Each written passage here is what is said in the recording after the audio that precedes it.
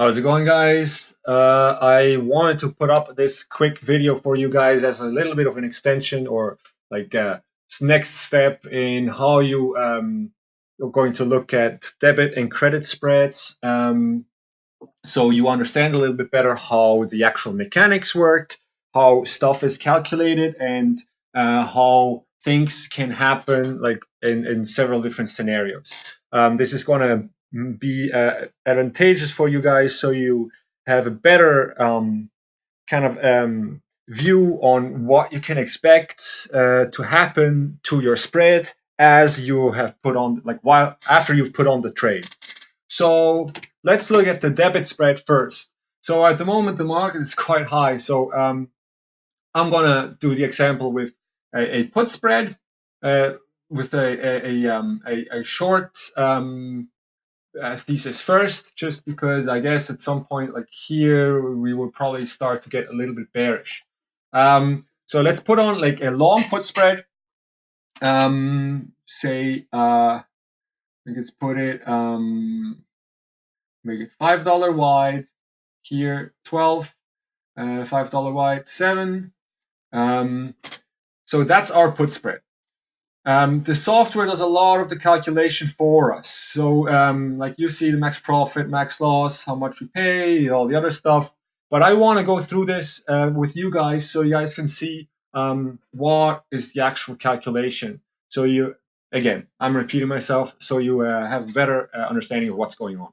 So let's go first. Long option, we pay between 452 and 455. That's a price of 4.565, like 56.50.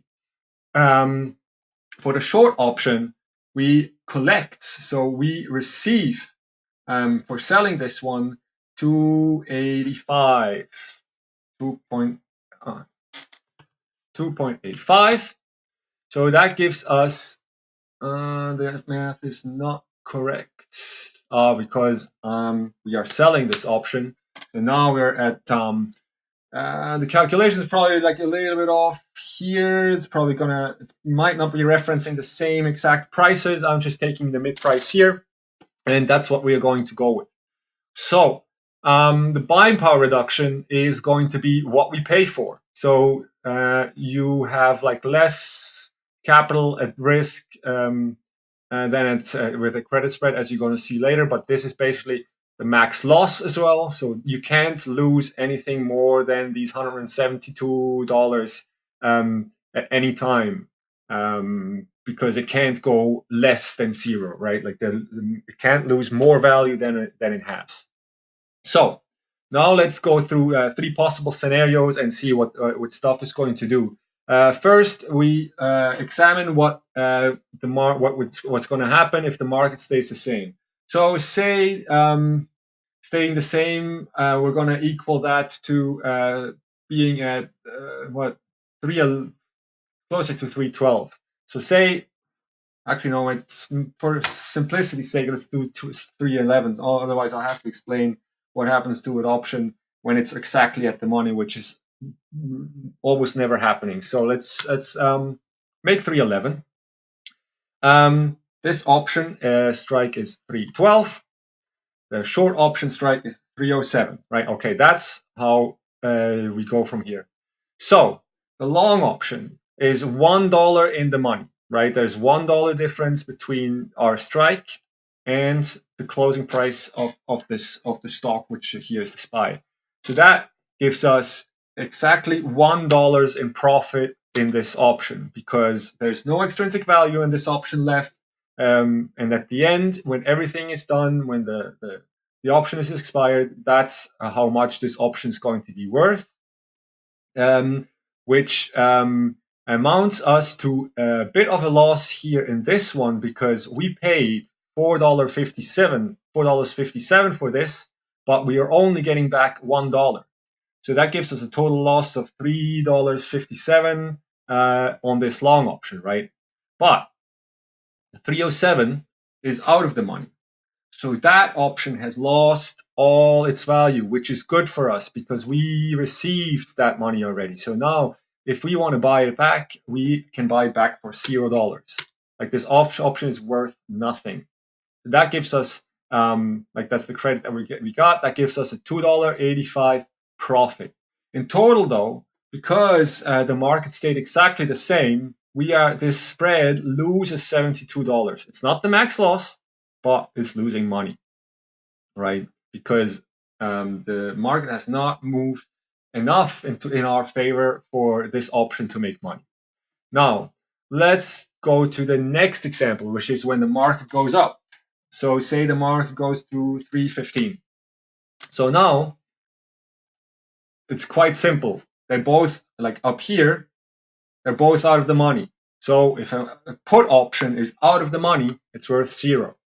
So that gives us a loss of $4.57 here in the long option, because that's what we paid. We paid $4.57. We are losing $4.57 because it has lost all its value. But the short option, as in the previous example, we received $2.85. Now we're gaining all of that money that we received. The credit that we collected, we gained that. But because if the long option has no gains whatsoever, we lose the max loss. Like the price has not moved in our favor, and so it's completely like out of the money, both of those options. So that's the max loss for us. So now let's look at what happens if the market goes in our favor, like when we actually get a move in the direction that we want, and the market goes, say, to 305. So now that's when it gets complicated, I guess, or it's just a little bit more math. So the difference between 312 and 305 is $7. The long option is the one that profits from the market going down. So we gain $7 on this option. Now, on the short option, it's the same thing. The difference here is $2 though, but because we sold that option, we are actually making this is a loss for us. The difference between the strike and the close, it's a loss if the option is actually in the money. So this option loses $2, or is losing $2 because it has an actual value, which we don't want because we collected money from this, right? So let's see what that amounts us to. The P&L for the long option is we paid $4.57, we made $7, so we have to deduct the debit that we paid from the gains that we make, which amounts to $2.44. Then with the short option, we actually got nicely lucky because the market didn't move far enough to actually make this completely worthless. So because we received a credit for this, the option loses $2, but we've also received the credit of $2.85. So this option makes a bit of a profit. So in total, that gives us actually just a little bit more than the spread. I'm not sure. I don't think I've ever let a spread like that expire. I don't know if this is 100% correct, because the rule of thumb is you can't make more than what the spread's width is, minus the debit received. But I think if the math is correct here, this is the actual P&L. Of course, this is all without commissions, without exchange fees or anything like that. But basically, this is the math. I hope this makes sense. So for any P&L that you make on a long option, you have to deduct the debit that you paid, and for any loss that you incur on a short option, you can kind of add the credit that you received on top of it, because that's what you sold it for. You have to buy it back for $2, so you're still making a bit of a profit there. So now let's move on to credit spreads. Credit spreads are just a little bit more complicated. It's not a big thing. Let me delete all of this stuff because I've done like a dry run before I started this video. All right. So let's say we are bullish on the market right now because, hey, follow the trend. We want to follow the trend, and it's lots of money pouring in, and Powell is not considering changing the rates. He's not considering doing anything that would hurt the market. So, okay, we're going to go further up. So for that, we would probably sell a credit spread. That credit spread is actually you're going to see later down the road. I would much prefer a credit spread over a debit spread usually, especially if it's longer out in time, which we are here. But that's like another topic. Say we sell a credit spread at the money, or just like one strike out, I guess. $5 wide. For this, if my software wouldn't go crazy, we collect $1.33. Let's see if that is going to be the same here. The long option, 239, 244. That gives us a mid price of 240, 41.50. And we receive a credit of 372, 76, 3.74. We receive the credit, so that's a minus. As I've pointed out before, the larger option is what decides the direction that we profit in. So the larger option here is the short put. So short put is bullish. So this spread is bullish, right? So now with the buying power reduction at max risk, we have just a little bit more of a calculation to go through. So the spread width is $5, and the credit that we receive is $1.33. So now spread width, you see the math up here. Spread width minus the credit received, that's going to give us the max risk on this spread, which is $3.67, which is also going to give you a buying power reduction of $367, which is a little bit more just the way this is structured. And that's probably also, like, this is also going to vary from broker to broker. Mine is probably going to be, oh yeah, here, 367. You have it exactly there. Like, buy power effect here is 367. So that's how much money they are going to lock up from you for selling this credit spread for $1.33, because that's the max risk. So now let's do the math. The market stays the same. It stays at 311. What's going to happen? This is, I have to delete this first. All right. What's going to happen if the market stays the same? This option is worthless. It's out of the money. So worth nothing. The other option is worthless. It's not out of the money. What that gives us is max profit on this option is $1.33. Like we paid $2.42, so we lost $2.42 on this option, but we also gained the $3.74 that we received for selling the short option. So $2.42 minus $3.74, that's a profit of $1.33, which is $132 in P&L in your account. Now, say the market goes up, which would be in our favor. Say the market goes to 316. Simple. It's the same thing as with the short when it stays the same. This is worthless. This is worthless because they're both out of the money.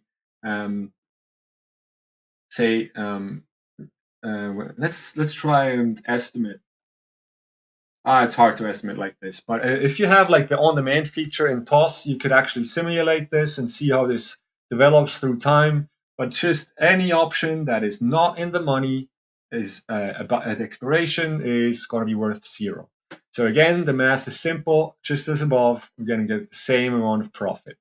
Now, if the market goes down, say it goes to 303, right? It's out of the money. It's like out of our spread. It's went completely against us. Let's do the math again. So this is apologies here. This, I don't want the prices here. I want the strikes here. The long option is 305. The short option is 310. Right, now it's correct. All right.